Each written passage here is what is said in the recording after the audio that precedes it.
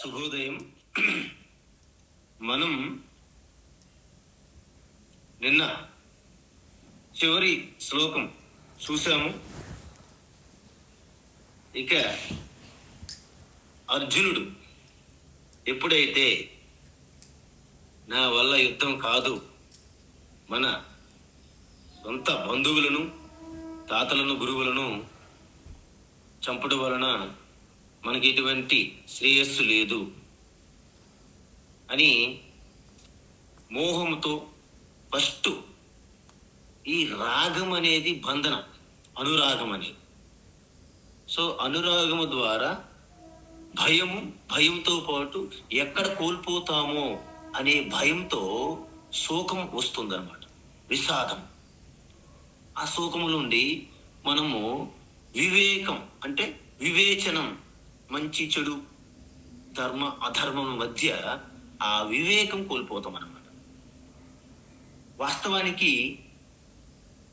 సమాజంలో ధర్మంగా ఎవరు జీవిస్తారో, అధర్మంగా ఎవరు జీవిస్తారో రెండు గ్రూపులు ఉంటాయి. కానీ అధర్మ పరుల వలన కలిగే నష్టము కంటే ధర్మం తెలిసిన వారి యొక్క నిష్క్రియ అంటే ఎటువంటి ప్రవృత్తి చేయకుండా ఉంటారో, ఆ ధర్మం తెలిసిన వారి యొక్క నిష్క్రియ తత్వం వలన సమాజానికి ఎక్కువ హాని కలుగుతుంది. అంటే అధర్మ పరుల కంటే ధర్మాత్ముల యొక్క నిష్క్రియ తత్వం వలన ఎక్కువ హాని కలుగుతుందని ధర్మశాస్త్రంలో చెప్తారు. అందువలనే ఇక్కడ అర్జునుడు ధర్మాత్ముల శ్రేణిలో వస్తారు. భీష్ముడు గాని, ద్రోణుడు గాని, అర్జునుడు గాని, వీళ్ళంతా వీరు ఆ నిష్క్రియ ఏదైతే అనుకున్న సమయంలో వారు తగిన నిర్ణయములు తీసుకోవడంలో విఫలమయ్యారు కాబట్టి ఈ దుస్థితి వచ్చింది, కురుక్షేత్ర యుద్ధం. కాబట్టి అర్జునుడి యొక్క కర్తవ్యం, బాధ్యత ఏంటి? ఒక క్షత్రియ వంశంలో ఉన్నటువంటి వారు సమాజంలో ధర్మం కోసం పాటుపడాలి, తప్పించుకొని వెళ్ళడానికి వీలు లేదు. కానీ ఇక్కడ మనం ఏం చూసాము? అర్జునుడు రాగము, శోకము, మోహం మూడు స్థితులకి చేరుకున్న తర్వాత అక్కడ కుప్పు కూలిపోయాడు, పడిపోయాడు రథం పైన. మనం ఒకటి గమనించాలి, అర్జునుడికి సందేహం కలిగింది. నేను ఆలోచిస్తున్న విధానం తప్పేమో. అందుకే వెంటనే యుద్ధము నుండి పారిపోలేదు, అక్కడే పడి ఉన్నారు. ఎందుకు? శ్రీకృష్ణుడి నుండి ఏమైనా ఒక రిప్లై, ఆయన ముఖం నుండి ఏదో ఒక మాట అంటారేమో అని వెయిట్ చేస్తున్నాడు అర్జునుడు. కానీ శ్రీకృష్ణ ఆయనలో మరిన్ని లక్షణాలు చూస్తున్నాడు, వెతుకుతున్నారు. ఎందుకు? ఇది తప్పు, నా యొక్క సమస్య, ఇలాగ నేను ఒక రకమైన వ్యామోహంలో పడిపోయానేమో, ఇది నా తప్పు అనిపిస్తుంది, నాకు ఇది కరెక్ట్ అనిపించట్లేదు, అలాగని పరిష్కారం కూడా తెలియట్లేదు. ఆ స్థితిలో ఉన్నాడు, నిస్సహాయత స్థితిలో ఉన్నాడు అర్జునుడు. కాబట్టి మనము ఎప్పుడైనా నిస్సహాయ స్థితిలో ఉన్నామని తెలుసుకొని దానికి పరిష్కారం మనం కూడా మన దగ్గర లేదు అని నిర్ణయం తీసుకున్నాకే ఆ పరిష్కారం కోసం వేరే వారిని మనము ఆశ్రయిస్తాము. ఇవి మూడు విధాలుగా ఉంటుంది. ఏంటి? మనం మొదట మనకున్నటువంటి సమస్యను మనం గుర్తించాలి. ఆ సమస్యకి మన యొక్క దీన అవస్థ అంటే నిస్సహాయ అవస్థ, అది కూడా గుర్తించాలి. అప్పుడు ఆ సమస్యకు పరిష్కారం చూపించే వారిని మనం ఆశ్రయించాలి. సో ఈ విధంగా మనము 1వ అధ్యాయం అయింది. ఓం తత్సత్. इति श्रीमद्भगवद्गीतासु उपनिषत्सु ब्रह्मविद्यायां योगशास्त्रे श्रीकृष्णार्जुन संवादे अर्जुन विषाद योगो नाम प्रथमोऽध्यायः। ఓం తత్సదితి శ్రీమద్భగవద్గీతాసు ఉపనిషత్సు బ్రహ్మవిద్యాయాం యోగశాస్త్రే శ్రీకృష్ణార్జున సంవాదే అర్జున విషాదయోగో నామ ప్రథమోధ్యాయః.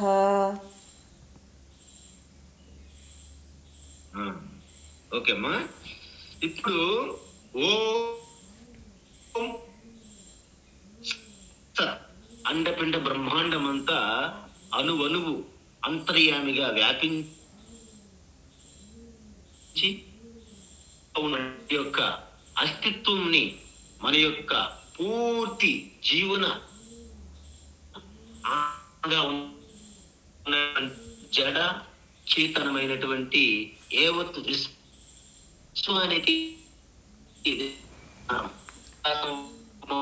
ఆ పరమాత్మ ఓం అంటే రక్షతి, అవతి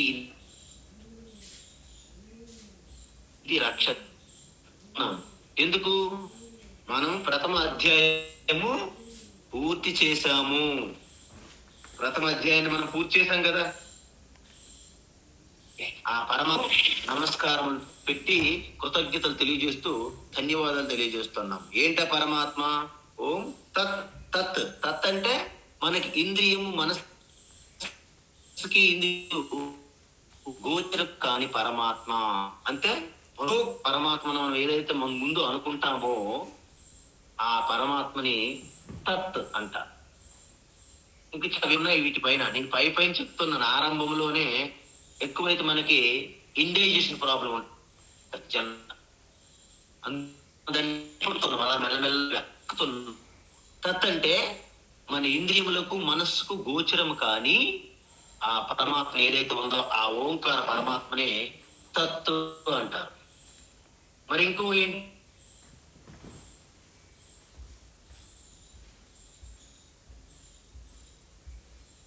అన్ని వస్తువులు, మనుషులు, సకల ప్రపంచం అంతా కూడాను వస్తుంది, పోతుంది. కానీ మీ అవేర్నెస్, చైతన్యం ఏదైతే అహం అహం అహం, నేను నేను అనే ఎరుక, అది ఎప్పుడు 3 కాలాల్లో కూడాను అలాగా ఉంటుంది. అంటే జాగ్రత్త సమయంలోను, స్వప్నంలోను, గాఢ నిద్ర సమయంలో కూడాను నేనున్నాను కాబట్టి నేను బాగా నిద్రపోయాను అనే మీకు స్మరణ ఉంటుంది నిద్ర నుంచి బయటకు వచ్చిన తర్వాత.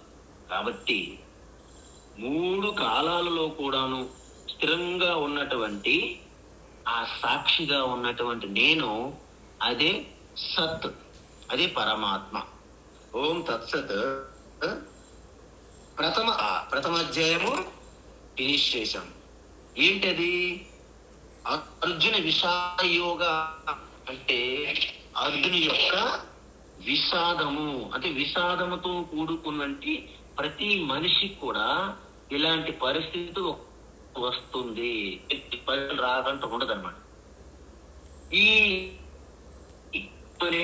అర్జునుడు విషాదము రావడం వల్లనే ఆ యొక్క ఆత్మ విద్య అనే ఒక విద్యకి పునఃపడ్డాయి. అందువలన మనము ఆత్మస్వరూప జ్ఞానం తెలుసుకోవడానికి కారణభూతమైనటువంటి అర్జుని యొక్క ఒక ఉపాయంగా మారింది. ఉపాయాన్నే యోగ అంటారు. ఇక్కడ అర్జుని విషాదం కూడా మనకు ఉపయోగపడింది కదా. ఇక్కడ పడింది. అది మన యొక్క విషాదం లాంటిదే. కాబట్టి శ్రీ కృష్ణార్జున సంవాదే, వాస్తవానికి శ్రీకృష్ణ పరమాత్మ ఏమి మాట్లాడలేదు. కానీ ఈ యొక్క ఫస్ట్ ఈ సంవాదం జరగాలంటే మొదటి మెట్టు మనము పాస్ అయ్యాం. అర్జునుడు కూడా పాస్ అయ్యాడు. కాబట్టి శ్రీకృష్ణ ఎలాగా ఇక దానికి సమాధానం చెప్తారు, దానికి పరిష్కారం ఇస్తారు. కాబట్టి కృష్ణార్జున సంవాదము భాగములోనే మొదటి అధ్యాయము, మొదటి పాదము, మొదటి ధ్యానం చేసామన్నమాట మనం. ఇంతకీ ఇదేంటిది? శ్రీమద్ భగవద్గీతాసు. దీన్ని భగవద్గీత ఉపనిషత్ అంటారు. ఇంకా చెప్పామో లేదో నాకు గుర్తులేదు. ఉపనిషత్ అంటే ఉపనిషత్. ఉపని అంటే పూర్తిగా ఒక గురువు గారికి సమీపంగా వెళ్ళి ఆ బ్రహ్మతత్వం ద్వారా, అంటే బ్రహ్మ విద్య, ఆత్మ విద్య ద్వారా సత్ అంటే నాశనం చేసేది. దేన్ని? ఈ రాగము, శోకము, మోహముగా ఉన్నటువంటి సంసారాన్ని నాశనం చేస్తుంది. ఏంటి? బ్రహ్మ విద్య అంటే నా ఆత్మస్వరూప విద్య అని అర్థం. సో దాన్ని గీతోపనిషత్ అంటారు. ఎందుకు? మనం ధ్యాన శ్లోకాల్లో చూసాం. సర్వోపనిషదు గావ దోగ్ధ గోపాల నందన. అంటే ఉపనిషత్తుల యొక్క సారం, అంటే డైరెక్ట్ గా ఇది ఉపనిషత్తు కాకపోయినా ఉపనిషత్తులన్నిటి యొక్క సారాంశం అన్నమాట. అంటే వెన్న, పాలు నుంచి తీసిన వెన్న లాంటిది అనమాట. అందుకే ఉపనిషత్తులు అనే పాలు నుండి వెన్నగా వచ్చినటువంటి భగవద్గీత గీత. అందువలన ఉపనిషత్సు దీన్ని ఉపనిషత్తుగానే పరిగణిస్తారు. ఏంటి? బ్రహ్మ విద్యాయాం యోగ శాస్త్రే. 2 నిష్టలు ఉన్నాయన్నమాట ఇందులో. ఏంటి ఆ 2 నిష్టలు? ఒకటి బ్రహ్మ విద్య, 2 యోగ శాస్త్రం. అంటే యోగ శాస్త్రం అనేది మీ తపస్సు, మీ సాధనకి సంబంధించినటువంటి దాన్ని యోగ విద్య అంటారు. అంటే ఎటువంటి కోరికలు లేకుండా రాగద్వేషాలకు అతీతంగా ఉంటూ ప్రతి కర్మ ఎవరైతే ఈశ్వరార్పణగా చేస్తారో దానిని కర్మయోగము అంటారు. ఇక్కడ యోగ విద్య, యోగ శాస్త్రం అంటే కర్మయోగ.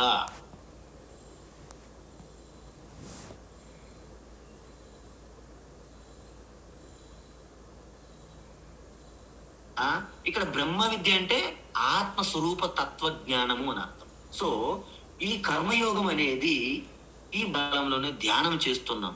అది కూడాను మీ స్వరూపతత్వం మీరు అలాగ అవలోకన చేసుకోవడానికి, అలాగ మీలోనే అంతర్ముఖంగా దర్శించడానికి. అది మానసికంగా చేసే ఆ యొక్క నిష్కామ కర్మని ధ్యానము అంటారు.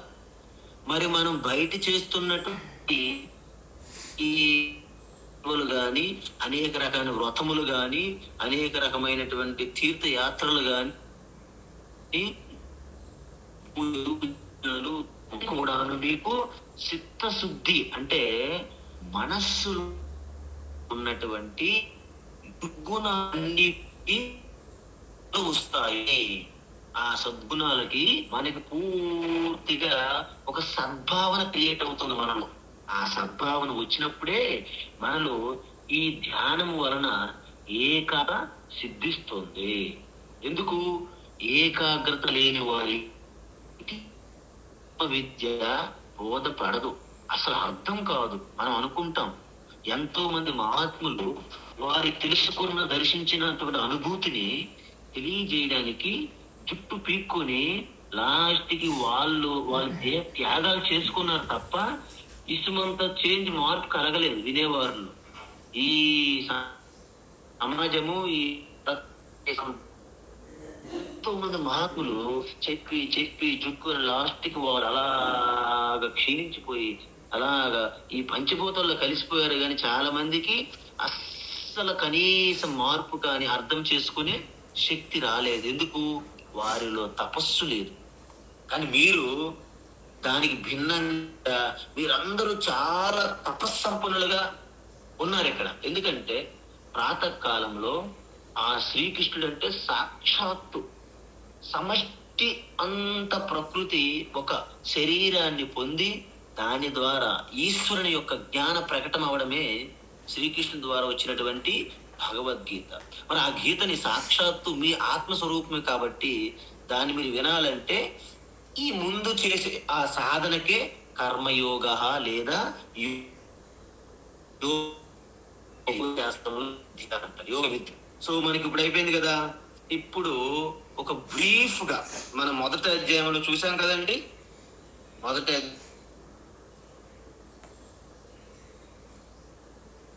అంటే మనకున్న సంసారమైన సమస్య ఏదైతే ఉందో దాన్ని మనము గుర్తించాలి.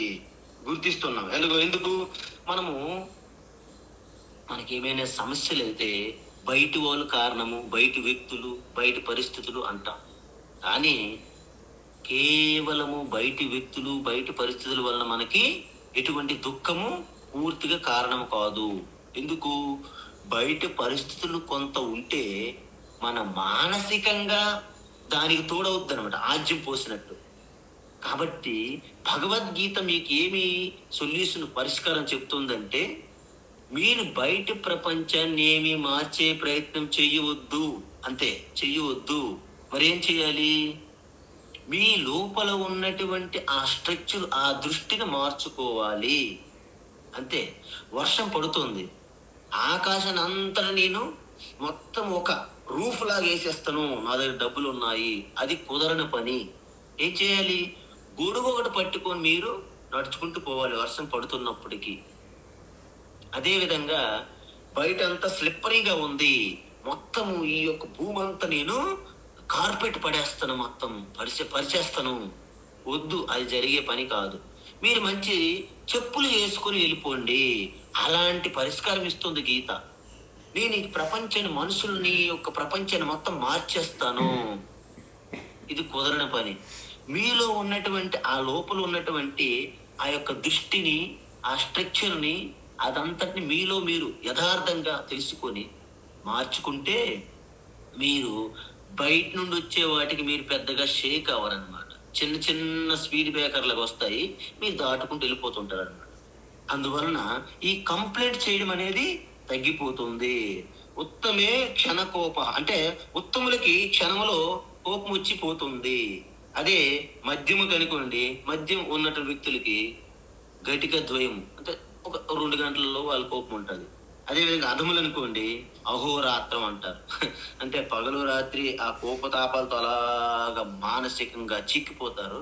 అప్పుడు మనకి శారీరకంగా, మానసికంగా కూడాను మనకి రోగములు వస్తాయి. అంటే రోగం వచ్చిందని భయపడకూడదు. శరీరం అనేది దాని స్వభావం. కానీ దాన్ని మనము వ్యాధి నిరోధక శక్తిని పెంచుకోవడం అంటే ఏంటి? ఈ విధంగా అంతఃకరణ శుద్ధి, రాగద్వేషాలు, అసూయ, కామ, క్రోధ, లోభ, మోహ, మద, మాత్సర్యం, వీటిని వీలైనంత వరకు రోజుకు తగ్గించుకుంటూ పోతుండాలి. ఎందుకు? నేనే, ఆ ఈశ్వరుడు నాకు ఈ అవకాశం ఇచ్చారు, నాకు ఈ శక్తి ఇచ్చారు, ఇది నాది కాదు, అంతా పరమాత్మయే. ఇది అందరిలో కూడా ఉన్నది, కానీ వారికి అవకాశం రావట్లేదు. నాకు అవకాశం వచ్చింది, నేను సద్వినియోగం చేసుకుంటాను. అలా ఈ దృష్టికోణం మీలో పెంపొందించుకుంటే అప్పుడు మీకు పూర్తిగా మీలో ఒక మార్పు, ఓ దృష్టి మారిపోద్ది. అప్పుడు ఆ దృష్టి ఏమంటారు? దృష్టిం జ్ఞానమయం కృత్వా పశ్యేత్ బ్రహ్మమయం జగత్. ఈ జగత్తుని మార్చక్కర్లేదు, జగత్ అలాగే ఉంది ఎప్పుడులాగే. మీ దృష్టి మారిపోయింది. ఇంతకుముందు అజ్ఞానము, అహంకారము, అవివేకము, శోక మోహంతో ఉన్నటువంటి దృష్టి ఇప్పుడు జ్ఞాన దృష్టిగా మారింది. అదే జ్ఞాన నేత్రము, అదే ముక్కంటి శివ దృష్టి. అందువలన మనకి శివుడు నేత్రము ఇలాగా తెరిచిన వెంటనే మన్మధుడు దగ్ధమయ్యాడు. మన్మధుడు అంటే ఏంటి? మోహం అండి బాబు. సో ఎప్పుడైతే మీ జ్ఞాన నేత్రం తెరుచుకుంటుందో మీలో ఉన్నటువంటి ఆ కామ, క్రోధ, లోభ, మోహ, మద, మాత్సర్యాలతో ఉన్నటువంటి మన్మధుడు దగ్ధమవుతాడు అనమాట. అది తర్వాత అధ్యాయులు చెప్తుంటారనమాట. అందుకే మీకు ఒకటి గమనించాలి, భగవద్గీత ఆఖరిలో శ్రీకృష్ణ ఏం చెప్పారంటే, విమృశ్యై తదశేషేన యథేచతి తథా కురు. అంటే ఏ అర్జున, ఇప్పుడు అన్నీ నీకు చెప్పేశానండి, ఇక నువ్వు బాగా ఆలోచించుకొని నీకు ఏది మంచి అయితే అది చెయ్యి అన్న. చూసారా, మీకు ఏది మంచి అయితే అది చెయ్యి అనే అవకాశము స్టార్టింగ్లో ఇవ్వచ్చు కదా కృష్ణుడు. అలాగే ఇచ్చిండి ఇప్పటికీ ఆయన పారిపోయేవాడు రథం పట్టుకొని ఎక్కడికో. ఎందుకు? ఆయనకి ధర్మాధర్మం వివేకం తెలియదు కాబట్టి అది తెలియజేసి స్పష్టంగా చెప్పి ఆయన సందేహాలు సంశయాలన్నీ తీర్చి ఒక వివేకవంతుడిగా అని శ్రీకృష్ణుడు పూర్తిగా నమ్మిన తర్వాత నీకు ఇప్పుడు ఎలా మంచి అనిపితే అలా చెయ్యన్నాడు. అలాంటి అవకాశం ఇచ్చారు. మన అందరం కూడా అర్జునుడి పరిస్థితులు ఉన్నాం. ఇప్పుడు మీకు మీకు ఎలా ఇష్టమైతే అలా చేయండి అన్నారు అనుకోండి, సమాజం అంతా ఏం చేస్తారు తెలుసా? యథేష్టాచారం, కావో పీవో మర్జావో అంటారన్న. కావో పీవో మ్యారీ మ్యారీ మర్జావో అంటే తినడము, పడుకోవడము, తాగడము, తిరగడము, పడుకోవడం, టైం వస్తే పోవడం, ఇది ఇలాంటివి చేసుకుంటూ పోతారన్నమాట. అంటే ఒక నియమ నిబంధనలు ఉండదు, ఒక క్రమశిక్షణ ఉండదు, ఒక గౌరవం ఉండదు, పెద్దలంటే గౌరవం ఉండదు, చిన్నవాళ్ళ పైన ప్రేమ ఉండదు, తన ఆత్మీయుల మీద ఒక సద్భావన ఉండదు. అందువలన ఈ విలువలు అన్నీ కూడా మనకి తపస్సు. ఈ విలువలన్నీ మనకి ఒక ఫౌండేషన్, ఒక పిల్లర్స్ లాంటిది, ఒక కాంక్రీట్ పునాదులు. ఈ పునాదులు ఉంటేనే బ్రహ్మ విద్య మీలో ప్రకాశిస్తుంది. ఎలా? సూర్యుని వలె ఆదిత్యవత్ ప్రకాశతి జ్ఞానం అంటారు అన్నమాట. అందువలన మొదటి అధ్యాయములో మనకి 1 నుండి అంటే 19వ శ్లోకం వరకు కేవలము ఆ యొక్క సైన్యములో ఉన్నటువంటి వీరుల గురించి ప్రస్తావన వస్తుంది. తరువాత 2వ సెక్షన్ ఏంటంటే 20వ శ్లోకం నుండి ఏమవుతుంది? అర్జునులో అనుకోకుండా ఒక గొప్ప ఆలోచన వస్తుంది. వీళ్ళందరినీ నేను చూస్తాను, ఎవరితో నేను యుద్ధం చెయ్యాలి, కాబట్టి ఈ రథమును ఈ 2 సైన్యముల మధ్య నిలబెట్టు అని ఆజ్ఞాపించాడు. ఎందుకు? అప్పటి వరకు శ్రీకృష్ణుడు గురువు కాదు, అర్జునుడు శిష్యుడు కూడా కాదు. అందువలన మనకి ఇక్కడ అదృష్టం ఏంటంటే అర్జునుడికి అలాంటి వింత ఆలోచన వచ్చింది అనుకోకుండా. ఇంకొకటి ఏంటి? శ్రీకృష్ణుడు గనక ఏ దుర్యోధన ముందు, శకునుడి ముందు, దుశ్శాసన ముందు రథం నిలిపి ఉంటే ఈ భగవద్గీత ఉండేది కాదు, వెంటనే యుద్ధం జరిగిపోయింది బయటికి. కాబట్టి అలా చెయ్యలేదు. అంటే శ్రీకృష్ణుడు లోపల ప్లాన్ ఉంది. ఎందుకు? ఆయన కేవలము ఒక గోపాలుడిగా ఉన్నటువంటి కృష్ణుడు జగద్గురువుగా మారడానికి వాతావరణం క్రియేట్ చేసుకుంటున్నారనమాట ఆయన. ఆ తరువాత మనకి ఈ యొక్క రాగం అంటాం కదా. రాగం అంటే ఏంటి? అనురాగం. ఈ బంధుమిత్రులు లేకుంటే నేను ఇంకా బ్రతకడం వేస్ట్, వాళ్ళు పోతారేమో, కోల్పోతానేమో అనే భయంతో వచ్చిన శోకం. ఈ శోకము ఎక్కడి వరకు? 26వ శ్లోకము నుండి 38, అంటే 38లో ఒక ముందు సగభాగం అన్నమాట. ఇదంతా కూడాను అర్జునుడి యొక్క రాగం గురించి తెలియజేస్తుంది. అంటే నా బంధువులు, నా మిత్రులు, నా తాతలు, నా గురువులు అని. తరువాత అర్జునునికి ఈ యొక్క రాగం వలన ఏమైంది? శోకం కలిగింది అనమాట.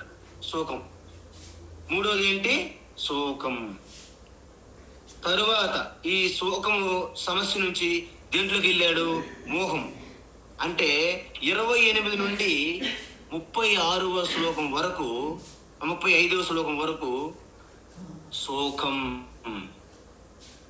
అంటే ఏంటి?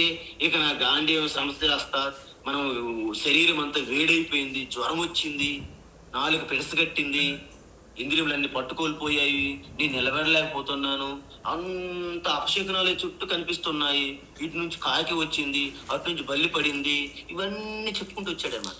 అంటే ఇవంతా కూడాను శోకము, తర్వాత మోహము. ఇక 36 నుండి 47వ శ్లోకం వరకు కంప్లీట్ గా ఈ సంకరం వస్తుంది, ఈ కుల నాశనం అవుతుంది, స్త్రీలకు రక్షణ ఉండదు, ఇలా చెప్పుకుంటూ మొత్తము ఈ యొక్క ధర్మ యుద్ధాన్ని కూడా అధర్మంగా చూస్తున్నాడు అర్జునుడు. ఇంకొకటి ఏంటి? తన కర్తవ్యాన్ని విడిచిపెట్టేస్తున్నాడు. శాస్త్రంలో ఏం చెప్పారంటే ఆకారణే ప్రత్యవాయ దోష అన్నారు. అంటే మన కర్తవ్య కర్మను మనం విడిచిపెట్టేసరైన ఉండదంట, దానికి కూడా మీకు పాపం అనేది ఒకటి ఉంది. కాబట్టి అర్జునుడు తన కర్తవ్యంగా వచ్చినటువంటి ధర్మ యుద్ధాన్ని నేను చెయ్యను, ఇది నా వల్ల కాదు అని తప్పించుకోవడం వలన ఆయన ఒక ప్రత్యవయ దోషాన్ని పొందుతున్నాడు. అదే విధంగా ఆతతాయులని సంబోధించాడు కౌరవుల్ని. అంటే ఎంత గొప్పవాడో చూడండి అర్జునుడు. వీళ్ళు అత్యంత దుర్మార్గులు, క్రిమినల్స్. కాబట్టి వీరిని మనము శిక్షించకూడదు. ఇది ఎక్కడైనా ఉంటుందండి ప్రపంచంలో? ఎక్కడైనా సరే, ఈవెన్ ఆఫ్ఘనిస్తాన్, పాకిస్తాన్ లో కూడాను ఇలా ఉండదు. ఎందుకు అంటే అత్యంత దుండగులు, దుర్మార్గములు, ఆతతాయనులు, అంటే మానభంగాలు, అత్యాచారాలు, స్త్రీలపైన ఎటువంటి గౌరవం లేకుండా వాళ్ళకి అవమానాలు పాలు చేసినటువంటి వ్యక్తులు, దుర్మార్గుల్ని మనము శిక్షించకూడదు అంటున్నాడు అర్జునుడు. ఇది ఎక్కడటువంటి తర్కమో అర్జునుడిది. అందుకే శ్రీకృష్ణుడికి ఏం మాట్లాడాలనిపించలే, అలాగా చూస్తున్నాడు. ఓహో, ఈయనకి సైకలాజికల్ ప్రాబ్లం కాబట్టి ఈయన లోపల ఉన్నదంతా బయటికి మాట్లాడాల్సిందే అని ఊరుకుని చూస్తున్నాడు. సో ఈ విధంగా అర్జునుడు తన యొక్క ఆఖరి తరుడు ఏంటి, మోహం నుంచి వెళ్ళి అక్కడ నుండి నేను చేస్తున్న తప్పేమో, ఎందుకంటే ఈ పెద్ద ఆయన ఏమీ మాట్లాడట్లేదు కాబట్టి నాది ఎక్కడో తప్పు కొడుతుంది అనే డౌట్ కలిగింది అర్జునుడికి. అందువలన ఇకన ఏమంటాడు, ఇక నాకు ధర్మము అధర్మం రెండు ఏమీ తెలియట్లేదు కృష్ణ, నీవే నాకు గురువు, నువ్వే నాకు సర్వము, అంటే అన్యతా శరణం నాస్తి త్వమేవ శరణం మమ అన్నాడు అనమాట. అంటే ఏంటి, నాకు ఇంక ఎక్కడ వేరే ఈ ప్రపంచంలో ఎక్కడ శరణం ఆశ్రయం లేదు, నీ ఒక్కడివే నాకు శరణాగతి కోసం ఉన్నారు, మీరే నా గురువు, నేను మీకు శిష్యును, నాకు ధర్మం మధ్య వివేకం చెప్పండి, నాకు శ్రేయస్సు ఏమిటి, నా కర్తవ్యం ఏమిటి అని ప్రార్థిపడి పాదములు గట్టిగా పట్టుకున్నాను. వదలవయ్య బాబు, నీకేమైనా పెద్ద ధనుర్ధారివి, నీకేమైనా సిగ్గుగా లేదంటే, సిగ్గు అనేది ఇప్పుడు పోయింది, ఇంకా నాకు సిగ్గు లేదు, ఏమీ లేదు, ధర్మం మధ్య వివేకం మాత్రమే చెప్పండి అన్న విధంగా శ్రీకృష్ణు యొక్క పాదముల పైన పడ్డారు అర్జునుడు. ఇది మొదట అధ్యాయం యొక్క ఒక సింపుల్ గా, అంటే ఒక లఘుగా చిన్నమైనటువంటి ఒక సమ్మరి. ఇప్పుడు మనకి అసలైనటువంటి భగవద్గీత ఇప్పుడు ప్రారంభం కాబోతుంది. అందులో కూడా మీకు ఒక చిన్న విషయం గుర్తు చేయాలి. 2వ అధ్యాయము సాంఖ్యయోగం అంటారు. ఇక్కడ సాంఖ్యం అంటే ఏంటంటే ఆత్మజ్ఞానము అని అర్థం. సో ఆత్మజ్ఞాన తత్వం సంబంధించినటువంటి అధ్యాయము. ఈ అధ్యాయము భగవద్గీత యొక్క మొత్తం తత్వం ఏంటి చెప్పబోతున్నాము అంత కూడా ఈ 2వ అధ్యాయంలో మీకు ఒక సమ్మరీగా ఉంటుంది. ఓహో, అంటే భగవద్గీత మొత్తము 2వ అధ్యాయంలో చెప్పిన విషయాలే విస్తారంగా ఉండబోతున్నాయి అన్నమాట. కాబట్టి 2వ అధ్యాయం పూర్తిగా మనము కంప్లీట్ చేసిన తర్వాత మీకు భగవద్గీత పైన ఒక అవగాహన వస్తుంది. అంటే ఒక సింహావలోకన చేయగలుగుతారు, ఒక బర్డ్స్ ఐ వ్యూ అంటారు కదా, అంటే ఒక కంప్లీట్ గా స్థాళీ పులాక న్యాయం అంటారు. అమ్మగారు అన్నం ఉడికిందా లేదని ఒక అన్నం మెతికిలో చూసుకొని ఉడికింది, ఉడకలేదు అని ఎలా చెప్పేవాళ్ళు, ఇప్పుడు చెప్పలేరులేండి, కుక్కర్లో ఏం చెప్తాం మనం, ఒకప్పుడు చెప్పేవాళ్ళు.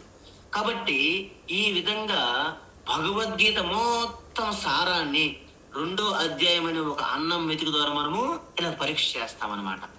కాబట్టి ఇంకొకటి విషయం చెప్తున్నాను, ఈ రోజు క్లాస్ ముగించే ముందు, మన ధ్యానము 6వ అధ్యాయంలో వస్తుంది, కానీ అది మీ అందరికీ చాలా అవసరం. అందుకే నేను ఈ క్లాస్తో పాటే ధ్యానాన్ని ప్రారంభించాను. ధ్యానం కోసం మీరు ప్రతిరోజు బాహ్య శుభ్రత, అంతఃకరణమైన శుద్ధి కలిగి ఉండాలి. మీరు మంచి వస్త్రములు ధరించాలి, ప్రతిరోజు స్నానం చేసి ధ్యానంలో కూర్చునేటప్పుడు ఒక సమతలంగా ఉన్న స్థానాన్ని మీరు ఎంచుకోవాలి. ఎంచుకున్న తర్వాత మీరు రోజు కూడాను భోజనములలో మీ టైమింగ్ పక్కాగా పాటించాలి, పడుకునేటప్పుడు టైమింగ్ పక్కాగా పాటించాలి. అదే విధంగా రోజు మీరు ఎక్కడైతే ధ్యానం చేస్తున్నారో ఆ స్థానాన్ని మీరు ఇప్పుడు ఫిక్స్ చేసుకోవాలి, టైం ఫిక్స్ చేసుకోవాలి, స్థానం ఫిక్స్ చేసుకోవాలి. అతిగా నిద్రపోకూడదు, అతిగా తినకూడదు, అలాగే జాగరణ పూర్తిగా ఉండకూడదు, అలాగే ఉపవాసం పూర్తిగా ఉండకూడదు. శాకాహారము, స్వచ్ఛమైన ఆహారము తీసుకుంటూ ఈ విధంగా ఈ యోగ సాధన చేసే వాళ్ళే ఈ భగవద్గీతలో పూర్తిగా శ్రీకృష్ణుడు అందించిన జ్ఞాన తత్వాన్ని మీరు పూర్తి అందిపుచ్చుకొని మీరందరూ కూడాను ఆ యొక్క పరమానంద భరితులైనటువంటి ఆ శ్రీకృష్ణ పొందినటువంటి లీలలుగా చేయనటువంటి ఆనందాన్ని మీరందరూ పొందుతారు. దీనికి ఎటువంటి సందేహం లేదు. అందువలన మీ అందరికీ ఆ యొక్క శ్రీకృష్ణ కృపా కటాక్షం ఉండాలని రేపటి నుండి అందరూ కూడా మరింత మంది సమయానికి వచ్చి ఈ యొక్క గొప్ప అద్భుతమైనటువంటి అవకాశాన్ని సద్వినియోగం చేసుకో ఉంటారని. హరి ఓం తత్సత్ సర్వం శ్రీకృష్ణార్పణమస్తు.